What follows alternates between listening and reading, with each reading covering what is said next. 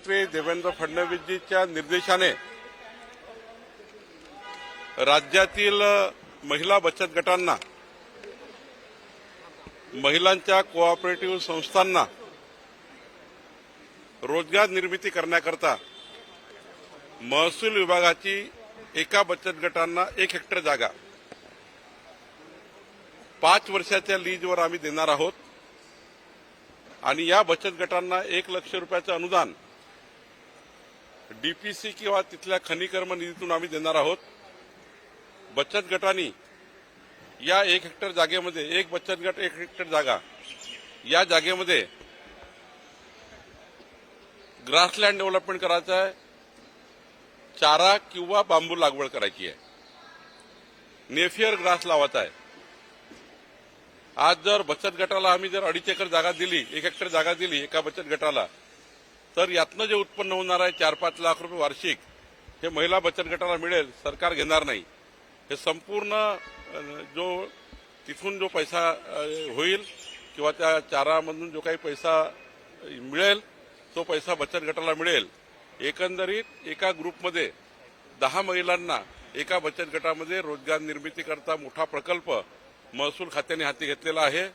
महसूल खात्याच्या सर्व जमिनी या आता ज्या पडीत आहे त्या पडीत जमिनी राहू नये, त्यावर अतिक्रमण होऊ नये आणि ह्या जमिनी ज्या आहेत त्या रानावनामध्ये आहेत, गावागावामध्ये आहेत, त्यावर अतिक्रमण होत आहे आणि त्यामुळे या जमिनी सुरक्षित ठेवण्याकरता महिला बचत गटांना रोजगार देण्याकरता ही पॉलिसी सरकारने आणलेली आहे। प्रत्येक गावामध्ये 1 किंवा 2 बचत गट आहे प्रत्येक गावामध्ये।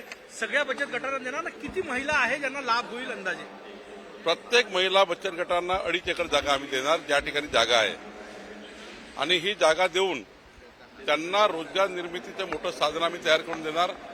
देवेंद्र फडणवीसजींनी महाराष्ट्राच्या जनतेला रोजगार निर्मितीबद्दलचा मोठा एक संकल्प केला होता, त्या संकल्पाला आम्ही आता पुढे करतो आहे आणि राज्यातल्या महिला बचत गटांना, महिलांच्या कोऑपरेटिव्ह सोसायटींना हा प्रकल्प आम्ही देतोय। तुम्ही आर्थिक मदत देताय, काही तांत्रिक मदत लागेल तर त्यांना वाटली तर ती पण शासनाकडे पुरवली जाईल का? तांत्रिक मदत आमचा ऍग्रिकल्चर डिपार्टमेंट देणार, तहसीलदारच्या कंट्रोलमध्ये हे बचत गट करणार।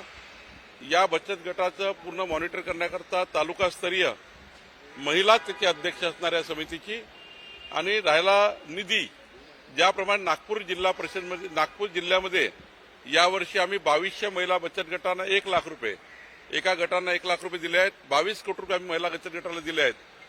काही मायनिंग फाउंडेशनच्या माध्यमातून आम्ही निधी उपलब्ध केला आहे। असाच निधी आम्ही चारा पॉलिसी करता, बांबू लागवडी करता उपलब्ध करून देणार आहोत। राज्यभरात किती महिला बचत गटाला याचा फायदा होईल? आमच्याकडे खूप जागा आहे महसूलच्या, जेवढ्या जागा आमच्याकडे आहेत ज्या पडीत आहेत आणि पुढच्या 20 वर्ष वापरात येणार नाही, कारण कुठलेही प्रकल्प येणार नाही अशा जागा आहेत, त्या जागा आम्ही महिला बचत गटाला देणार आहोत। थँक्यू. खूप मोठा निर्णय.